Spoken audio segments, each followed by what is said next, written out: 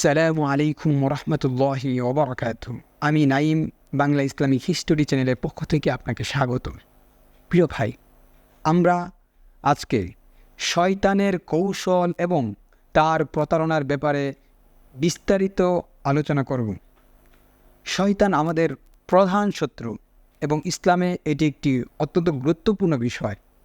আল্লাহ সুবহানাহু ওয়া তাআলা কোরআন এবং হাদিসে শয়তানের প্রতারণা এবং আমাদের কিভাবে তার থেকে রক্ষা পাওয়া যায় সে সম্পর্কে বহুবার উল্লেখ করেছেন। আসুন আমরা এই বিষয়টি বিশদভাবে আলোচনা করি। শয়তানের ইতিহাস ও অভ্যুত্থান। শয়তান বা ইবলিস আল্লাহর সৃষ্ট ফেরেশতাদের মধ্যে একজন ছিলেন, যাকে আল্লাহ সুবহানাহু ওয়া তাআলা উচ্চ মর্যাদা দিয়েছিলেন। ইবলিস আল্লাহর উপাসনা করত এবং তার আদেশ পালন করত। তবে যখন আল্লাহ রব্বুল আলামিন আদম আলাইহিস সালামকে সৃষ্টি করলেন এবং ফেরেশতাদেরকে আদেশ দিলেন তাকে সিজদা করতে, ইবলিস এই আদেশ অমান্য করল।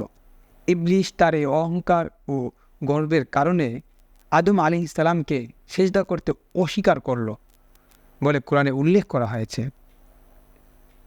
আমি যখন আদমকে সৃষ্টি করেছি এবং তাকে রূহ দিয়ে পূর্ণ করেছি, তখন তোমরা তার সামনে সিজদা করো।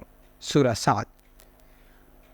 ইবলিস তার সৃষ্টিকর্তার আদেশ অমান্য করে বলল, আমি তার চেয়ে উত্তম। আমাকে আগুন থেকে সৃষ্টি করেছেন আর তাকে সৃষ্টি করেছেন মাটি থেকে। সূরা সদ। শয়তানের প্রতিজ্ঞা। ইবলিস আল্লাহর আদেশ অমান্য করার ফলে জান্নাত থেকে বিতাড়িত হয় এবং সে প্রতিজ্ঞা করে যে সে মানব জাতিকে বিভ্রান্ত করবে এবং তাদের সঠিক পথ থেকে সরিয়ে দেবে। কোরআনে আল্লাহ রাব্বুল আলামিন বলেন, সে বলল, হে আমার প্রতিপালক, আপনি যেহেতু আমাকে পথভ্রষ্ট করেছেন, আমি অবশ্যই তাদের জন্য পৃথিবীতে পাপ সুবিত করে তুলব এবং তাদের সকলকে পথভ্রষ্ট করব। সূরা আল হিজর। শয়তানের কৌশল ও প্রতারণা। শয়তানের প্রধান লক্ষ্য হল মানুষকে আল্লাহর পথ থেকে সরিয়ে দেওয়া এবং তাদের পাপের দিকে আকৃষ্ট করা। সে বিভিন্ন পদ্ধতি এবং কৌশল অবলম্বন করে মানুষকে বিভ্রান্ত করে। তার প্রধান পদ্ধতিগুলো হলো, 1 নাম্বার, কুফর ও শিরক। শয়তান প্রথমে মানুষকে আল্লাহর সাথে অংশীদার স্থাপন করতে এবং অবিশ্বাসের দিকে টেনে আনার চেষ্টা করে। কুফর ও শিরক মানব জাতির সবচেয়ে বড় পাপ এবং শয়তান এই পাপের মাধ্যমে মানুষকে আল্লাহর রহমত থেকে বঞ্চিত করতে চায়। 2, বড় পাপ। কেউ যদি কুফর শিরক থেকে বেঁচে যায়, তবে শয়তান তাকে বড় বড় পাপের দিকে টেনে আনার চেষ্টা করে, যেমন নামাজ ত্যাগ করা, ব্যভিচার করা, মদ্যপান, চুরি, হত্যা ইত্যাদি।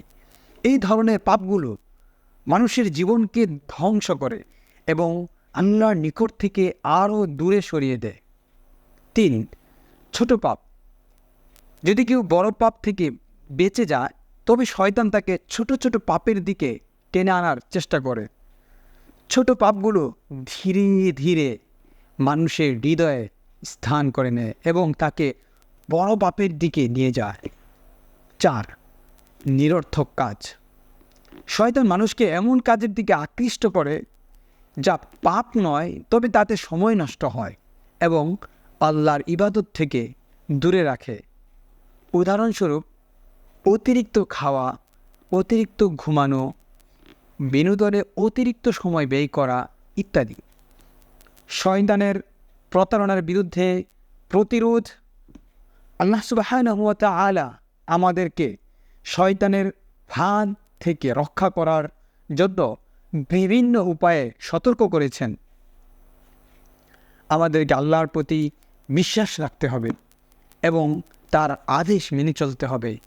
কোরআনে আল্লাহ তাআলা বলেন, যারা আল্লাহকে স্মরণ করে তারা শয়তানের ফাঁদ থেকে মুক্তি পায়। সূরা আল আরাফ।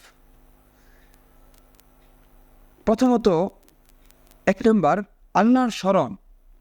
শয়তানের প্রতারণা থেকে বাঁচার সবচেয়ে গুরুত্বপূর্ণ উপায় হলো আল্লাহর জিকির বা স্মরণ করা। আল্লাহর নাম স্মরণ করলে শয়তান আমাদের থেকে দূরে সরে যায়। হাদিসে বলা হয়েছে, যখন তুমি আল্লাহকে স্মরণ করো তখন শয়তান তোমার থেকে দূরে সরে যায়। সহিহ মুসলিম। 2 নম্বর, ইবাদত ও আমল। নিয়মিত নামাজ পড়া, কোরআন তেলাওয়াত করা, সিয়াম পালন করা এবং অন্যান্য ইবাদত ও আমলে শয়তানের ফাঁদ থেকে বাঁচার অন্যতম উপায়। যে ব্যক্তি আল্লাহর ইবাদতে লিপ্ত থাকে শয়তান তার নিকট আসতে পারে না। 3 নম্বর, আল্লাহর কাছে তওবা করা। আমাদের জীবনে যতই পাপ আসুক না কেন আমাদের উচিত আল্লাহর কাছে তওবা করা এবং তার পথে ফিরে আসা। আল্লাহ সুবহানাহু ওয়া তাআলা আমাদেরকে সব সময় ক্ষমা করার জন্য প্রস্তুত থাকেন। কোরআনে আল্লাহ তাআলা বলেন, বলো হে আমার বান্দাগণ, যারা নিজেদের উপর জুলুম করেছ, তোমরা আল্লাহর রহমত থেকে নিরাশ হও না। নিশ্চয়ই আল্লাহ সমস্ত গুনাহ ক্ষমা করে দেন। নিশ্চয়ই তিনি ক্ষমাশীল, পরম দয়ালু। সূরা জুমার। 4, নেক সঙ্গী। ভালো সঙ্গী বা বন্ধু আমাদেরকে শয়তানের ফাঁদ থেকে বাঁচাতে সহায়ক হতে পারে। ভালো সঙ্গী আমাদের ভালো পরামর্শ দেয় এবং আমাদেরকে সঠিক পথে চলতে সাহায্য করে। প্রিয় ভাই, শয়তান আমাদের নিকৃষ্ট শত্রু এবং সে সর্বদা চেষ্টা করে আমাদেরকে সঠিক পথ থেকে সরিয়ে দিতে। আমাদের উচিত আল্লাহর প্রতি বিশ্বাস রাখা, তার আদেশ মেনে চলা এবং শয়তানের ফাঁদ থেকে বাঁচার জন্য সর্বদা সতর্ক থাকা। আল্লাহ সুবহানাহু ওয়া তাআলা আমাদের সবাইকে শয়তানের প্রতারণা থেকে রক্ষা করুন এবং আমাদের ঈমানকে মজবুত করুন। আমিন। আসসালামু আলাইকুম ওয়া রাহমাতুল্লাহি ওয়া বারাকাতুহু।